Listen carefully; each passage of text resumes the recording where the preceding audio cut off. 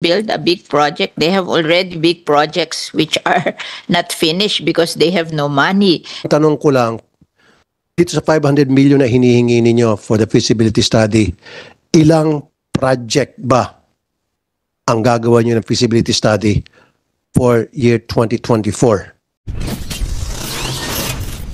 Start with the feasibility study. Sania, humingi kayo ng budget para sa feasibility study ng 500 million pesos for year 2024. Tama po?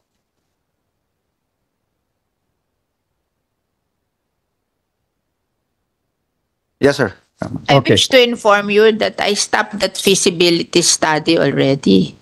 Because you make feasibility study when you are going to build a big project. But they have no money to build a big project. They have already big projects which are not finished because they have no money, like the Halor and the Balog-Balog. Why are you making feasibility study? For what? And the Balog-Balog. Why are you making feasibility study? For what? Madam Senator, good morning po. Morning po sa atin lahat. Well, yun po kasing preliminary, yun po kasing feasibility study po ay composed po ng preliminary engineering study. Ibig sabihin po kasi na ito, ma'am, hindi kasi natin pwedeng simulan ng yung project kung wala siyang geotechnical study. Kasama po yun doon. Like, Naiintindihan ko na po yan. It was already explained to me. Go with the project, not a separate budget, di ba? If you Tama are po. going to do a project, the study should go with the project. Tama. It's not a general feasibility study. No, ang tanong ko sana, Madam Chair, wala pa muna akong problema dun sa 500 million na hinihingan nyo for the feasibility study kasi for every project, kailangan talaga magkaroon ng feasibility study. Yun na nga na-mention nyo na, yung mga dapat gawin, design and engineering, POW, budget, preparations, program of work, etc. kasama sa feasibility study yan. Ang tanong ko lang, dito sa 500 million na hinihingi ninyo for the feasibility study, ilang project ba ang gagawa nyo ng feasibility study for year 2024? And then going back, noong 2023, na-grant kayo ng 400 million for the feasibility study, ilang project ang nakinabang doon, ilang project ang pending, ilang project ang ongoing as a result of that 400 million feasibility study that was granted. Sagutin po muna natin itong 500 million. yes, sir. Okay po. For the pre-FS po ay 25 projects. So dito sa hiningi yung 500 million, ito po ay para sa 25 projects? Sa pre-FS po is 25 Sir, projects. pakisagot lang. Huwag mo tayo magpaliguligan. Sir, marami po Kaya nga kasi, sa 500 million, hindi, pakisabi lang, ilan eksakto? Kasi kung hindi, ibabalik ko kay Ma'am Cynthia. Okay. Sinasagot ko po, sir. 25 po sa 25. All right. So, 29 po sa NIA, SRIP, Small River Impounding Project. okay, 22 ilan po? 25? Okay, 25 po sa pre-FS. Ano ibig sabihin ng pre-FS po? Pre-feasibility study. Feasibility study po. Hindi po ito full FS po ito, sir. Ito po yung mga, dito po papasok yung mga test, yung mga geotechnical test, etc. Ganun po. Anong may- pinagkaiba po ng pre-FS sa FS, feasibility study and pre-feasibility study? Bakit pa po meron pre? Ba't hindi na lang po isahin? Mas kompleto po kasi yung full FS. Ito Ano po? po yung nire-require po ng NEDA for projects that are 2.5 billion and above. So meron pang pre-FS muna and then may FS pa? No, sir. For the 2.5 billion projects, full FS po kaagad. Pero Okay. yung mga 2.5 billion below projects, For what project? For 2.5 billion below, sir, 2.5 billion below, pre-FS po ang requirement. pre-FS, required yan ng NEDA. Hindi po, ang required po ng NEDA is yung full FS. Yung 2.5 billion up, sir. Teka kaya nga po, yung sa 2.5 billion Yung na 2.5 budget, billion up, 2.5 billion na project required ng NEDA na magkaroon ng pre-FS. ng full FS, sir. Full FS. Sir. Okay. NEDA require yan. Ano yung hindi na nire-require ng full FS? 2.5 billion Below. below, sir. So below 2.5, Pre-FS na lamang po tayo dyan. pre-FS lang. Puro FS pa rin yan. Ano pinagkaiba ng pre-FS sa full FS? Ano pagkaiba? Ma'am Josie, alam niyo pagkaiba? Ikaw mo, stay. Papasagot ko lang po kay Senior Deputy, sir. Thank you. Good morning po, the Honorable Senator. Yun pong pre-FS, kasama po doon yung reconnaissance, mga initial pong pag-usap doon sa mga target beneficiaries, yung sa pre-FS po. And kasama din yon yung initial determination ng target service area.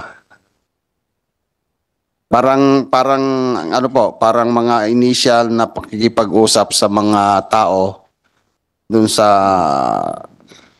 lugar na pagseservisyohan, na bibigyan ng serbisyo ng irrigation. Kaya nga po nalilito po ako, pasensya na, kailangan po mapaliwanag na maayos para sa taong bayan na rin. Dahil 2.5 billion, sabi nyo, is full FS. Full, pag 2.5. Pag below 2.5, pre-FS. Pareho lang pong binabudgetan ng pera yan. Bakit pa merong pre, bakit wala pang, sabi nga ni Ma'am Cynthia, dapat isahan na lang yan, kanina. Anyway, sige. Mukhang nahihirapan po kayo dyan na para mapaintindi sa amin. Although sabi nyo, required ng NEDA yan na pag 2.5 billion, full FS. Pag, Senator. yes ma'am. This pre-FS and full FS is for kailangan for projects in 20 that this is needed for the future project in succeeding years. Wala kayong mic. So, you have to detail what are those projects in 2025 that you want to do pre-FS and Pre-FS and full FS. Yun nga po, Madam Chair, nakakalito Meron silang pre-FS, meron silang full FS, baka meron silang BS.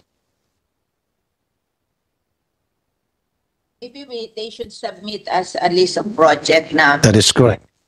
And full FS. And the difference. we approve that portion of the budget. Kasi napansin ko po, Madam Chair, nung last year, ang hiningi nila 1.2 billion ata for the feasibility study and then kinat nyo po ata to 4 billion.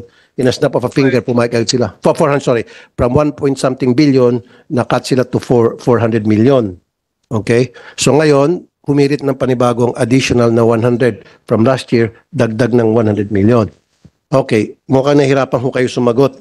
Ipadetalye mo na lang kung ano yung ipi-pre-FS mo at saka full FS.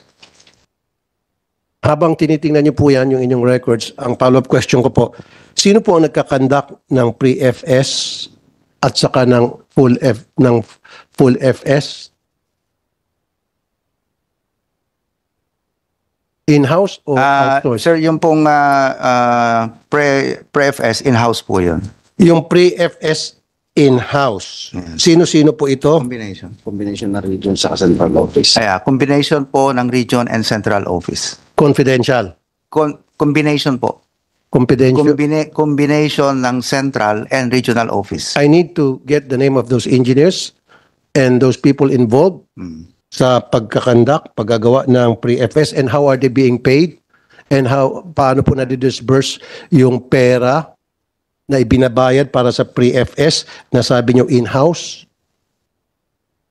Sir, we will provide you po. Okay. For the In-house, wala nang bayad yon kasi empleyado nyo yun eh. Diba? pero kasi ma'am, meron silang 500 million Kaya nga, dapat tatanggalin na natin. Totoo.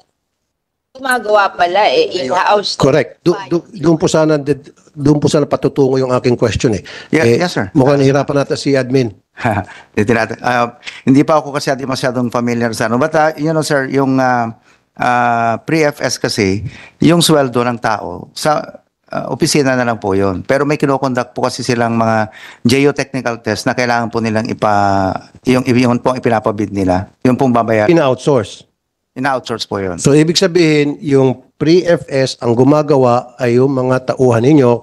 Kaya, kung tutusin, wala na dapat gastusin doon Sa dahil may sweldo sweldo naman sila. That's right. However, meron silang ina-outsource. At yung ina-outsource nila, yung Geotechnical studies po. geotechnical stat. And yung pag-outsource po ninyo, dinadaan ba sa bidding yon o kayo na lang di-decide doon na ikaw na lang company A, company B ang gagawin ito? For bidding po yun. Nasa For- procure. for bidding. Po natin.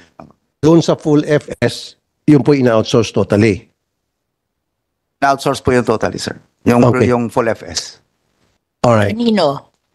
Yung tanong ko sana, sino ina-outsource nyo? Ano mga companies to?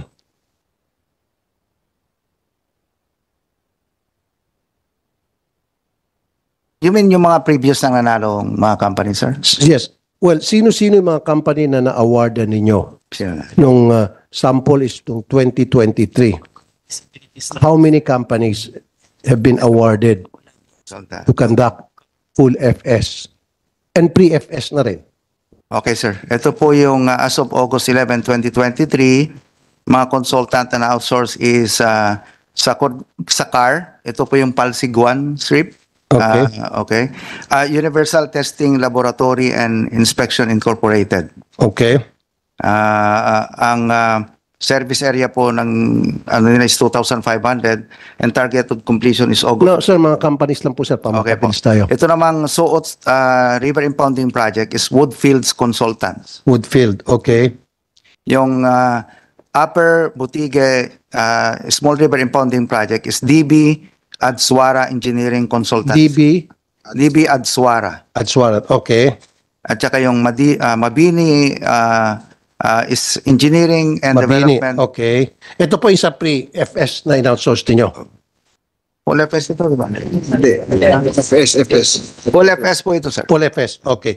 Mabini Engineering. Okay. No, sir. Mabini Project, Engineering and Development Corporation of the Philippines. Engineering Yan po yung and Development. Opo. Okay. Yung MAMIL PIP is Urban Integrated Consultants Incorporated. Urban Integrated. Okay. Yan lang po. Ito naman pong East Apayao Abulog Extension Irrigation Project. Ang contractor naman po is Multi-Sectoral Management and Development Corporation. Multi-sector. Okay.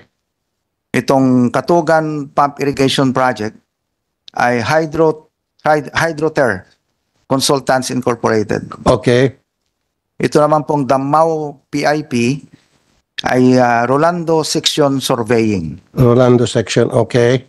Ito naman pong Delphin Albano Tomas Pump Irrigation Project. Ang contractor naman po ay si Urban Integrated Consultants. Urban Integrated. Okay.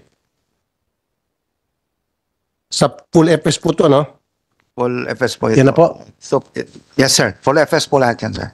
Okay. Ito po. Ilan po ba lahat? Baka abutin tayo 100. I-stop na natin. Marami. Mga ilan po? Pwede bang isabit? Marami po, sir. Okay. Sige. Ito po kasi yung mga ongoing, ito yung mga... Kaya nga po, ang sunod ko na question, give us the breakdown Yes, sir. na magkano pong binayad nyo sa bawat consultant na ito.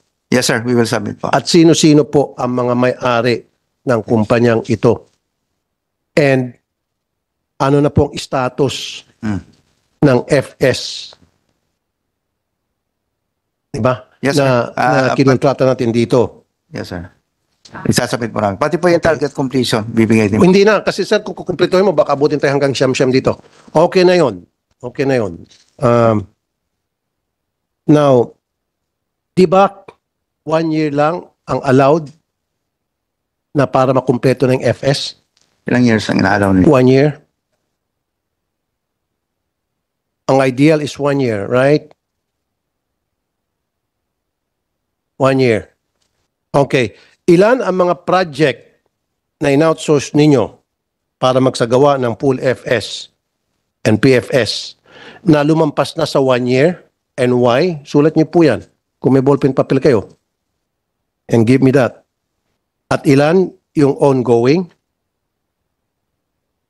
At ilan ang mga consultant na naging failure yung ginawa lang ng FS kaya na-delay yung project o na-abandona yung project? Sulat niyo po. Para sa susunod na kita natin. Yes, sir. ibigay niyo sa akin. We'll submit po yung report Okay. po sa inyo. At ilan sa mga na-outsource niyong company to do the FS na na-blacklist? Sulat niyo po. We'll submit the report po. I need that. For the meantime, meron kayo masabi doon sa mga katanungan ko po? Kasi nga po, ba't ko natatanong to? Marami kayong mga projects nung nag-hearing tayo sa Blue Ribbon na delay o dili kaya ay hindi pa natapos at mismo, sinabi mismo ng dati yung admin, si General Visayas, if I'm not mistaken, dahil may problema sa mga right of way, etc., which part of the FS. Diba? So, ang tanong, hire kayo ng mga gagawa ng feasibility study and yet, yung mga project ay mga palpak. So, kung palpak ang project, palpak yung FS.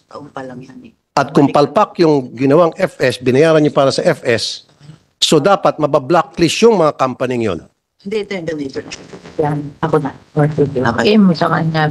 Huwag mo kunin ko yan. So, yes, sir. After po kasi ng feasibility study, ay susunod po noon is, of course, pag na-identify na yung alignment ng project, is the procurement of right of Hindi way. sir, ang binabanggit ko lang yung mga company. Yes, sir. We'll Okay. submit po. Di ba? Napagbigyan nyo sila ng para gumawa ng FS and yet nag-fail yung project dahil may mga problema, di ba?